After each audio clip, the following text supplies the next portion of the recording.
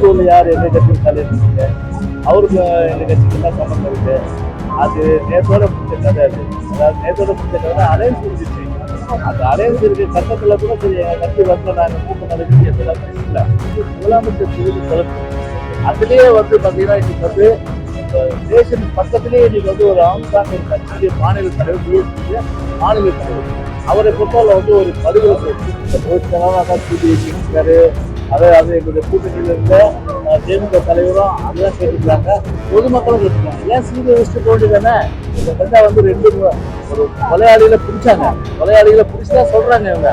ஆனா CCTV camera இதுவரையில examine பண்ணாங்களா சொல்லுங்க சொல்லுங்க. கேள்வினா 82% ஆயிருக்கு, 82% ஆயிருக்கு.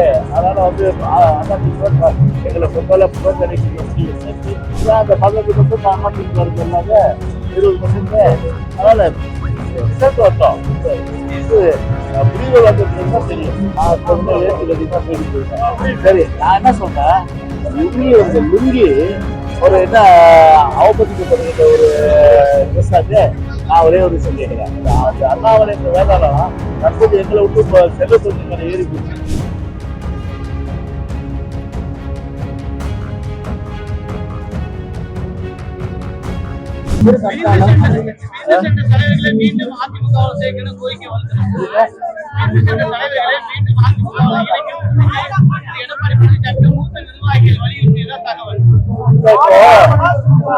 ஏற்கனவே இது குறித்து நம்முடைய கழக பொதுச்செயலாளர் அவர்கள் தெளிவாகவே கருத்துக்களை சொல்லியிருக்கிறார். எனவே கட்சியை பொறுத்தவரையில எழுச்சியோடு சிறப்பாக வழிநடத்தப்படுகிறது. எனவே இது சில பேருக்கு பிடிக்கல. எனவே ஏதோ வந்து பாத்தீங்கன்னா ஒரு ஒன்றிணைந்தால்தான் ஒரு வலுவின் அடிப்படையில ஒரு ஒரு மாய கருத்து, ஒரு மாய கருத்தை வந்து இன்றைக்கு வந்து வேண்டும் என்ற திட்டமிட்டு, அதாவது இதெல்லாம் வந்து பாத்தீங்கன்னா திட்டமிட்டு அது திரைக்கதை வசனம் வந்து இன்னைக்கு வந்து எழுதப்பட்டு அந்த அடிப்படையில் இன்றைக்கு வந்து ஒரு மாயை தான் இன்னைக்கு உருவாக்கி இருக்காங்க. அதனால வந்து அது எல்லா வந்து உண்மை இல்லை. சசிகலாவை தொடர்பு பொதுமக்கள் ஏற்றுப்பாங்களா, திரு டிடிவி தொடர்பு பொதுமக்கள் ஏற்றுப்பாங்களா, திரு ஓபிஎஸ் இன்னைக்கு தொடர்பு பொதுமக்கள் ஏற்றுப்பாங்களா சொல்லுங்க. ஓபிஎஸ் வந்து எப்படிப்பட்ட வந்து ஒரு ஒரு கட்சிக்கு விரோதமான அந்த செயல் கட்சி தொண்டர்கள் முழுமையா ஏற்க முடியாத அளவுக்கு ஒரு பெரிய அளவுக்கு துரோகம் செய்தது. எனவே அப்படிப்பட்ட ஒரு துரோகம் செய்து அனைத்து அண்ணா திராவிட முன்னேற்ற கழகத்துடைய ரத்தத்தை குடித்த அட்டைகள், அப்படிப்பட்ட அட்டைகள் வந்து இவர்கள் என்பது நிச்சயமாக தொண்டர்களுக்கு பொதுமக்களுக்கு தெரியும்.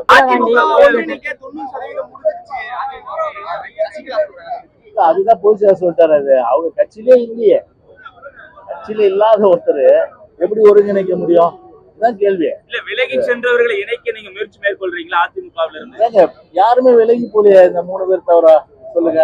அவங்க வந்து அது பூஜா சொன்னது மாதிரி பொதுக்குழுத்த முடிவு, அது சசிகலாவும் பொதுக்குழுத்த முடிவு, திரு டிடிவியும் பொதுக்குழுத்த முடிவு, திரு ஓபிஎஸ் பொதுக்குழுத்த முடிவு. 3 பேர் தானே. அது வேற யாரு விலகி போயிருக்க சொல்லுங்க. எல்லாமே பார்த்தா தஞ்சாவூர்லயே எல்லாருமே வந்து இன்னைக்கு பூஜா தலைமையேற்று இன்னைக்கு வந்து கட்சியில சேர்ந்துட்டாங்களே. இன்னைக்கு அது மாதிரி இருக்கிற சில பேர் ஒரு 2% 1% கூட அவங்க வந்து சேர்ற ஒரு நிலைமைதான் இருக்கக்கூடிய.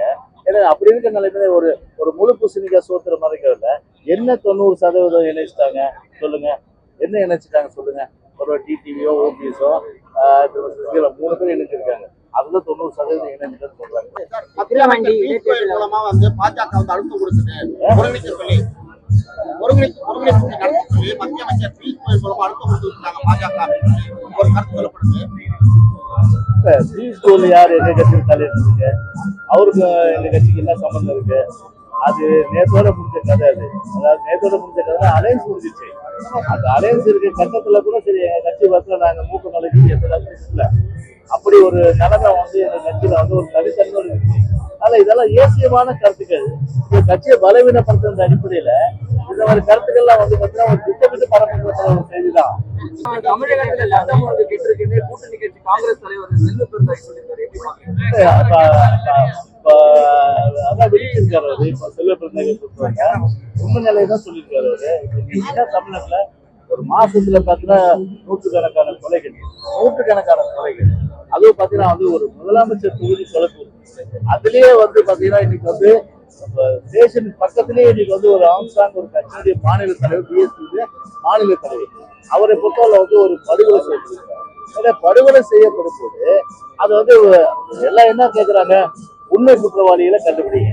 அதான் இன்னைக்கு எல்லாருடைய எதிர்பார்ப்பு. இன்னைக்கு எங்க பொதுச் செயலாளர் அதான் சிபிஐ கேட்டிருக்காரு. அது எங்களுடைய கூட்டணியில இருந்த திமுக தலைவரும் அதுதான் கேட்டிருக்காங்க, பொதுமக்களும் கேட்டிருக்காங்க. ஏன் சிபிஐ வச்சுட்டு போக வேண்டியதானே? சரி, இன்னைக்கு மக்கள் கேட்கிற கேள்வி என்ன, இன்னைக்கு கிட்டத்தட்ட வந்து ஒரு கொலையாளியில பிடிச்சாங்க, கொலையாளிகளை பிடிச்சுதான் சொல்றாங்க இவங்க. ஆனா சிசிடிவி கேமரா இதுவரையில எக்ஸாமின் பண்ணாங்களா சொல்லுங்க? இல்ல. சரி, ஏற்கனவே இப்ப ஆம்ஸ்டாங் கூட அந்த 2 பேரும் இருந்தாங்க. அந்த 2 பேரையும் வந்து அடையாளம் காட்டுற பெரியட் ஏதாவது நடத்திருக்காங்களா? அடையாளம் காட்டுற பெரியட் ஏதாவது நடத்திருக்காங்களா? எதுவும் நடத்தலையாது. அதனால இதெல்லாம் ஒரு சந்தேகத்துக்குரிய விஷயமா இருக்குது. எனவே அந்த வகையில சந்தேகத்தை பொதுச்சாளர் போனப்போ கூட வந்து ஆம்ஸ்டாங்குடைய மனைவி ஆம்ஸ்டாங்குடைய மனைவியே வந்து கேட்டுக்குது, சிபிஐ கொஞ்சம் இன்சிஸ்ட் பண்ணுங்க அப்படின்னா. அதுல இந்த அரசை பொறுத்தவரை அதை முழுமையா வந்து உண்மை வெளியே வரணும்னா சிபிஐ ஒப்படைக்கிறது நல்லது. அந்த வகையில தான் இன்னைக்கு வந்து ஆம்ஸ்டாங்க பாத்தீங்கன்னா இன்னைக்கு இது சொல்லப்பட்டாங்க. இன்னைக்கு ஒரு சட்ட ஒழுங்கு கெட்டுருக்குன்னு சொல்லிட்டு இன்னைக்கே அவர் வாய் திறந்திருக்காருன்னா இது உண்மை நிலையா ஒரு நிதர்சனமான நிலையை இன்னைக்கு வந்து வெளியே தந்திருக்காருன்னு நான் சொல்ல முடியும். அதிமுக வந்து யாருக்கு வந்து ஆதரவு சொல்லியிருக்கு. ஆனா நேற்று வந்து 83% வாக்குப்பதிவு இருக்கு. அப்ப அதிமுக வந்து யாருக்கு சென்றது? 18% இல்ல, 18% இல்ல. ரிசல்ட் வரட்டும். திமுக சொல்றீங்க கேள்வி 82% ஆயிருக்கு, 82% ஆயிருக்கு. அதனால வந்து அதிமுக எங்களை பொறுத்தவரை புறக்கணிக்கிற முடிவு எடுத்தாச்சு. அந்த முடிவுல தான் தொண்டர்கள் இருப்பாங்க. நீங்க இப்படி இமேஜின் பண்ணி பாருங்க. அந்த 18% அதிமுக இருக்கு, எல்லாமே 20%. அதனால ரிசல்ட் வரட்டும், முடிவுகள் வந்த பிறகுதான் தெரியும். அது இப்ப அவசரப்படக்கூடாது. பொதுமக்கள் தங்களை காப்பாற்றிட்டு கொண்டா அதான் சிறந்த. பாஜக மாநில தலைவர் அண்ணாமலை தொடர்ந்து வந்து வேஷ்டி கட்டிட்டு இந்தியா வந்து பேசுறது ஜெயக்குமார் காலம் அவர் அப்படி சொல்ல லுங்கி கட்டி பேசுறேன். நான் சொல்லுங்க வேஷ்டி கட்டி தான் பேசிட்டு இருக்கேன். சரி, நான் என்ன சொல்றேன், லுங்கி ஒரு என்ன அவமதிக்கப்படுகின்ற ஒரு ட்ரெஸ். அது நான் ஒரே ஒரு விஷயம் கேட்கிறேன். இன்னைக்கு இஸ்லாமியர் கட்டுறாங்க, மலேசியால கட்டுறாங்க, சிங்கப்பூர்ல கட்டுறாங்க, உலகத்துல பெரும்பாலான நாடுகள் கட்டுறாங்க. ஏன் இன்னைக்கு தமிழ்நாட்டுல இன்னைக்கு வீட்டுல எல்லாம் மேக்சிமம் லுங்கி தானே கட்டிட்டு இருக்காங்க. இன்னைக்கு லுங்கி கட்டுறத வந்து பாத்தீங்கன்னா ஒரு அவமரியாதை சொல்ற ஒரு பெரிய கண்டுபிடிப்பான. அதாவது எங்களை பொறுத்தவரை பாத்தீங்கன்னா அந்த வேதாளம் இப்ப தற்போது அண்ணாமலை என்ற வேதாளம் தற்போது எங்களை விட்டு இப்போ செல்வ கொஞ்சம் ஏறி போச்சு. ஆனா நான் என்ன சொல்றேன், லுங்கின்றது ஒரு ட்ரெடிஷன். அதை போய் பங்கப்படுத்துறாரு. நான் இவரை மாதிரி நான் பச்சையா சொன்னோம்னா நைட்டி போட்டு நான் சுட்டுறது கிடையாது. இது போன்ற செய்திகளை மேலும் தெரிந்து கொள்ள எங்களது யூடியூப், Facebook மற்றும் Twitter ஆப்களை சப்ஸ்கிரைப் செய்யவும்.